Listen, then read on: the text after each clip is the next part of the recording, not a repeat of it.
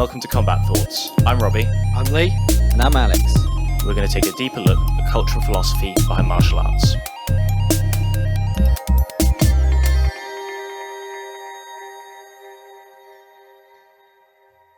MMA being big as a sport, it's hard to learn everything in the same amount of time. Who wants to kick off? I will kick off then. Okay. It's interesting because MMA gets compared a lot to boxing. In terms of mainstream appeal and, it's a combat sport. It's comparable to boxing more than it is to Ju-Jitsu or probably even to kickboxing, really, in the way of the mainstream market. But it's interesting that boxing is... There are different styles of boxing, but they're quite subtly different. MMA is interesting because it's such a huge sport and incorporates so many aspects that it's hard to learn everything. It's like the styles not converged towards any one specific thing. And I'm wondering, is that because it's a young sport, or is it because the sport's too big and that you just can never learn enough in the time you've got before you're not even in a lifetime, before you're in the time that you're competitive, you can never learn enough to learn the whole game. So you're never going to converge it. I mean, what do you think? Do you think we are going to see a convergence later on? I think if you think back to kind of UFC and people breaking through, that was always the argument for Rory McDonald, wasn't it? This guy's been training since he was 10. He's not trying to learn every sport as an adult. He's going to be an MMA star. And I don't think MMA as a style has emerged from that. I think for the most part, we still train 3 sports completely separate. We train your kind of striking elements, your wrestling elements, and your jiu-jitsu elements. And I think we still, as a sport, teach the sport as 3 elements that then converge in the cage and you fight and you win, lose, whatever. But I think there's no boxing. You have what are you? What type of boxer are you? Head movement? Are you on your bike? Are you a brawler? Are you kind of more your Ricky Hatton or your Floyd Mayweather? And it's style and it's little tweaks in your style, and that doesn't take away from the complexity of that. It's still pretty complex to have a specific style in boxing, and there's a hell of a lot to learn. But you're training boxing and you're learning how to be a boxer. I don't think there's training to be an MMA fighter yet. I still think we're at the point, maybe through immaturity in the sport, that we're a 3-sport athlete who competes in an environment where you've got one way to show it. You say yet, though, and that interests me because even people who take I think the way MMA is taught is really piecemeal and it's not great. I'm sure in professional gyms it's a lot better, but at the end of the day, we have only gone to commercial gyms because we're at the end of the day, we're at best glorified hobbyists, right? We're not a proper gym, and I wonder higher level gyms if they do teach different. And I do know for a fact that Danaher does teach differently, but even he does not teach MMA. He classes it as shoot boxing, ground fighting, clinch work, cage wrestling, and even he teaches it as 4 different aspects. And he's, anyone who knows him Jiu-Jitsu knows he's one of the best minds in the sport. Do you not think that if he's doing it like that, that's probably the way it's going to go? It's difficult for me to see it being done completely as one fluid thing. I think Dan Hardy talks a lot about it converging into a single sport, so to speak. But I know he always talks about how we're still yet to see what MMA really is, because we're still doing this, duality or even, into triples, like 3 different disciplines being taught separately. And that when we get kids learning MMA as a entirety, we're going to see totally different a totally different sport. But I struggle.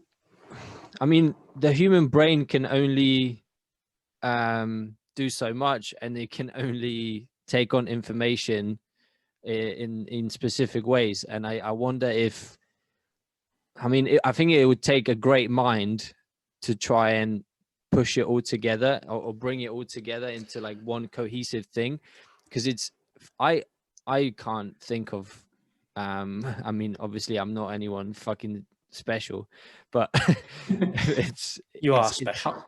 I am a special to special us. little snowflake.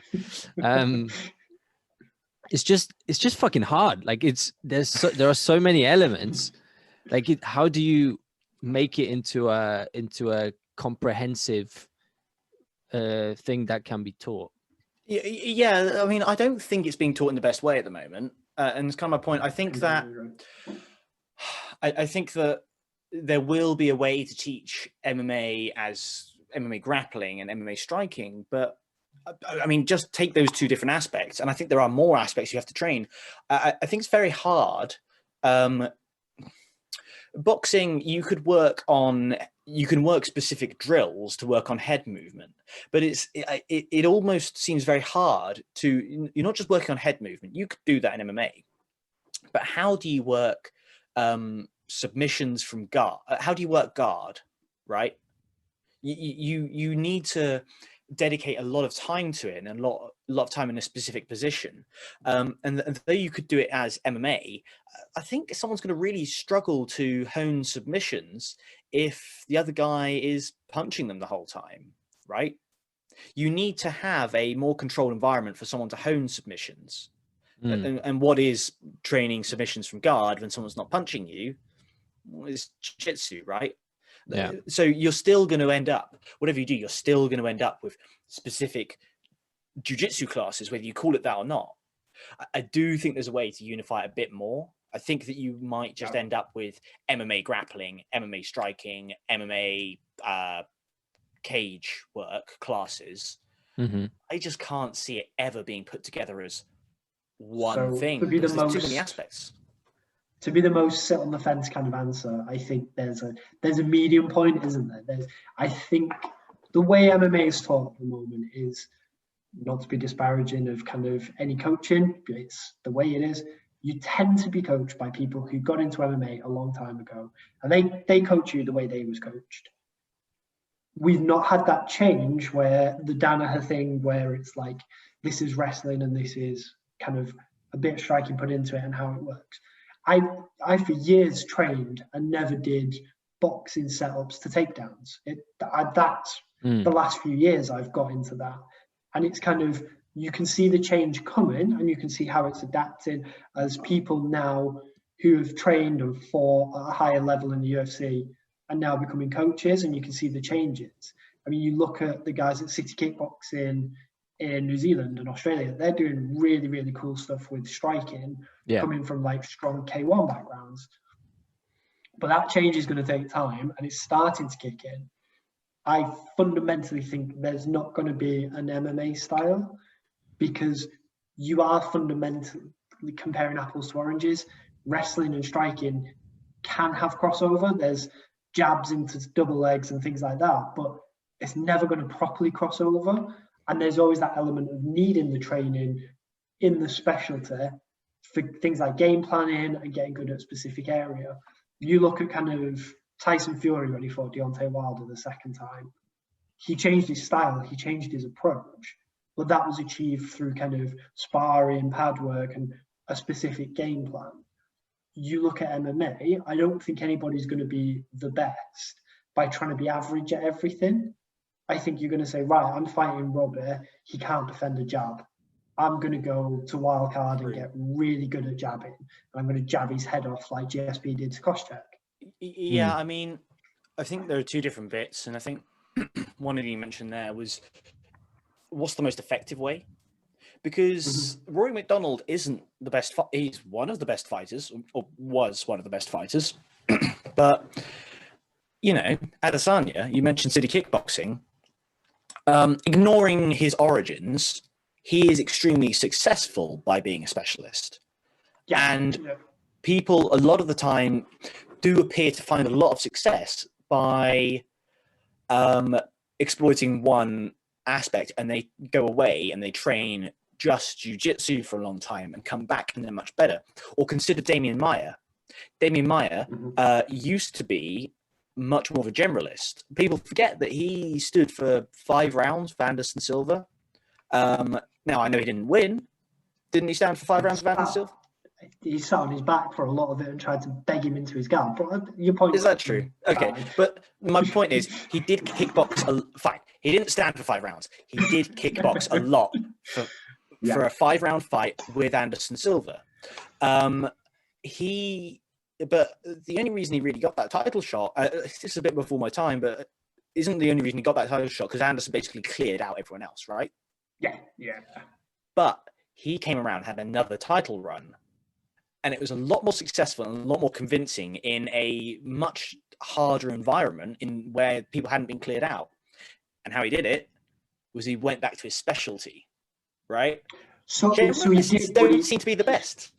He supplemented it massively with one element, which was the cage wrestling. His jiu-jitsu was never questioned. His jiu-jitsu was always kind of feared. Mm-hmm. What his biggest change was he really went heavy on the cage wrestling, and he did a lot of single legs off the fence. And I think that's where MMA is going to get better, is you have a natural kind of acumen for a certain element. I'm way better at Muay Thai than I am Jiu-Jitsu. So that's probably going to be where I'm going to spend more of my time. But actually, I could probably get a takedown better from clinch work. I can use that. And I think that's where the change is going to be, is using the skills that you're good at and what you kind of naturally excel at in conjunction with the best supplementary bits of the sport. Yeah. If you're great at jabbing, let's get you a really good double leg. Because once you've jabbed them 5 times and their hands start coming up and they get a bit nervous, they get heavy, you can then shoot in and get them down. All you need then is a half decent top game and you're good. You don't need to know on the platters from the bottom. Yeah, I mean, God, I don't know what's wrong with me. Maybe I got COVID. Yeah, I mean, I think you're definitely right in that there's going to be a lot of evolution in how to unify your skills with MMA as a sport. But I think it's just the fact that generalists don't tend to be successful by being like, oh, my striking is not working, so let me go to my grappling. Yeah. It's normally that their grappling works well with their striking. And if you shut down one of those aspects, it tends to all fall apart, right? Look at Frankie Edgar, right? When he can implement both his striking and his grappling, it works extremely effectively. But you take one of them away and he starts to struggle a lot more. The interesting thing about that is that another generalist won't be able to take that away. A specialist, however, consider him against Brian Ortega. Before that fight, I would have said Frankie Edgar's probably got the advantage in the striking. But as soon as he's not able to have a dangerous takedown, as soon as he is concerned about taking the fight to the ground, he starts to fall apart. And it's by him fighting a specialist that this happens. I'm just not sure that being a generalist in MMA is actually the most effective way to win more fights. And I'm also not sure that you can ever be high enough to be a specialist in all aspects.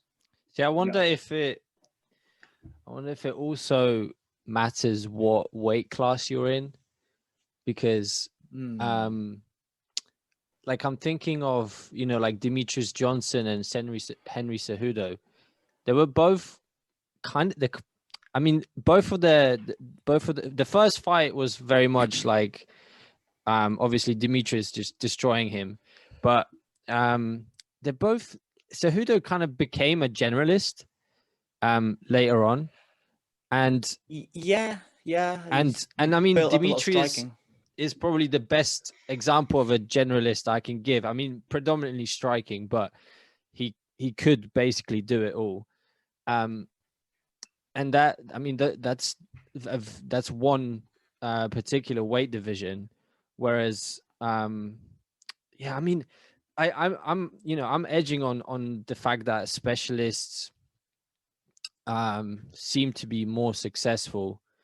And I don't know if it's just the fact that the generalists haven't got good enough yet. Like the base of the knowledge takes that much longer to become, or the teaching is still not there.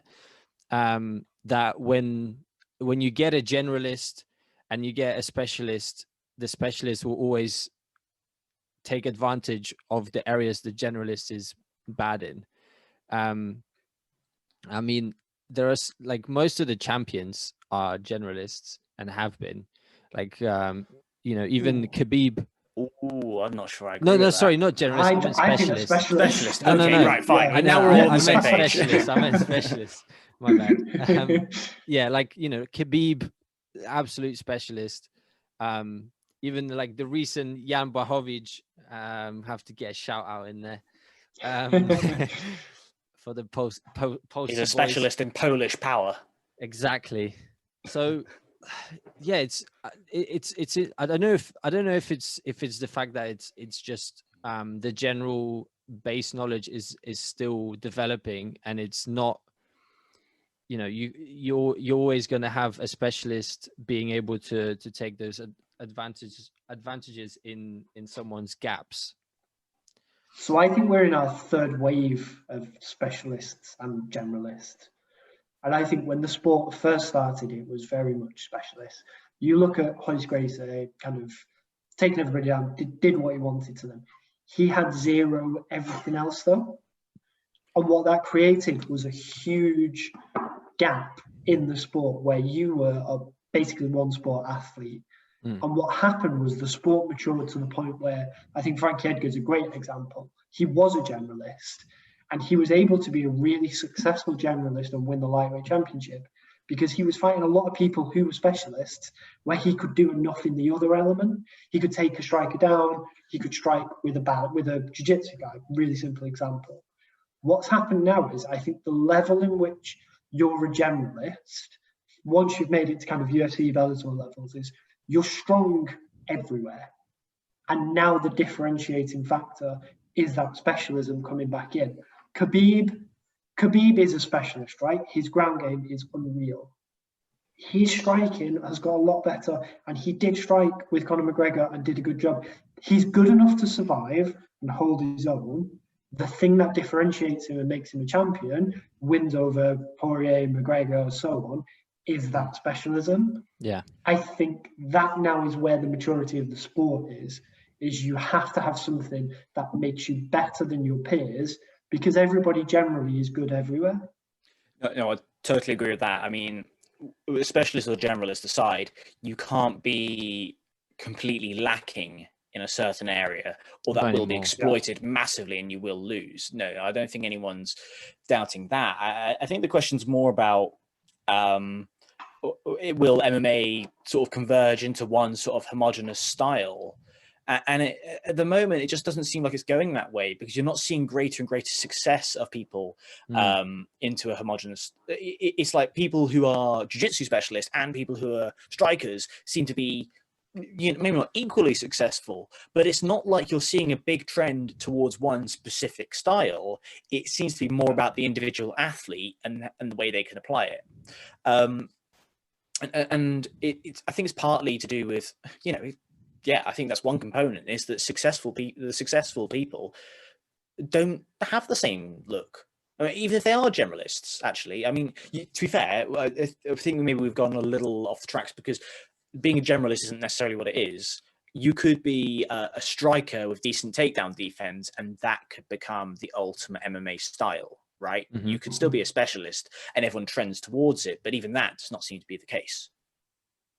Because that was always the thing with Joe Rogan, wasn't it? Joe Rogan was always like, the wrestler is the future. Like, your champions have to be the wrestlers. And you look now at the sport, and you've got Adesanya and people like that. Wrestling still plays a really important part, and I think probably proportionately a little bit more than the others. But there's no outlier as this is how to win the most MMA fights. If Jiu-Jitsu won the most MMA fights, you get everybody just basically focusing on the Jiu-Jitsu side of it. Because there's so many paths to being successful, there's no way you can make this blob of here's how to be a good MMA person. I think because of that, we're never going to be able to create a blueprint for how to train successfully, how to then win, compete, and be good at MMA. There's so much freedom. I think we're always going to be separate. Yeah. Yeah. And you know, the other thing, I think that makes the sport quite it's quite stable in the way that it's always going to be a big sport for the public, because though you can describe everyone in really subtle, interesting ways, that's something you have to do. You have to lean on a lot more in boxing, right? You have to describe their style a lot more subtly. I mean, there are obviously exceptions to this, but in MMA, you can ignore the subtleties and you can quite easily describe a fighter, even if it's not just jiu-jitsu striking. It's a wrestle boxer, right? People know what a wrestle boxer is. It's quite easy to pick out large trends in someone's individual style, and so long as everyone isn't the same look, it's always going to be quite easy for fairly novice, untrained people to look at someone and be like, oh yeah, he's great at takedowns, he's great at ground and pound, oh yeah, he's he does a great, he's a knockout artist, right? And I think that's a really good thing for the sport. I think it's going to make it really long lived. And I think we'll see waves in that. We'll see wrestling champions, we'll see strike. I think there's a resurgence at the minute in strikers. I think it's the best time to be a striker in MMA. Yeah, I think we did lose that a bit with the kind of wrestle heavy approach of, I don't know, the last 5-6 years. I wonder if it's I wonder if Connor had a part to play in that, but also on that same kind of wavelength of, say, Connor having an influence of strikers being the go-to at the moment, is how does your climb to fame affect how people are fighting? Because a lot of fighters are going for the knockouts and for the striking because it's more exciting for fans to watch. And I don't know, I mean, of course it doesn't necessarily, like, I'm sure there are people that still train all the techniques, even though they're focusing more in their fights on striking, but to some respect it has to influence the sport to some level, because it's if it's something that people gravitate towards, more people will you will end up working on those techniques more often than not. So I wonder how that influences. I'm honestly a bit dubious that Conor McGregor's had much to do with that, partly because Conor McGregor's too recent. His maybe not too recent, but the effect should only be coming through now. Because bear in mind, it takes years to pick up these skills. If Conor McGregor was that influential, and perhaps he is, you're only going to see people coming through trying to actually mimic everything he does a few years later on, because immediately afterwards, people aren't going to be good enough to mimic it. You've got to take a while to progress, especially if you're starting from scratch and you're trying to copy his style. Yeah. But not only that, but I think it's partly to do with the fact that at the moment, it's easier to deal with jiu-jitsu by having a good takedown defense, which means that anyone who's good at wrestling immediately negates jiu-jitsu. Whereas a striker is quite hard to have a very easy way to counter that, because you've got to be good at takedowns, right? But which means it's quite good for wrestlers, but I just think it's easier to counter like a wrestling or a jiu-jitsu style versus striking, because you always start on the feet, you're always engaging there early on, and wrestling and takedown defense, I think, is a lot easier to work on than takedowns, to be quite frank. I think it's a lot quicker to learn takedown defense. You're right, there was mate. a mosquito. There we go.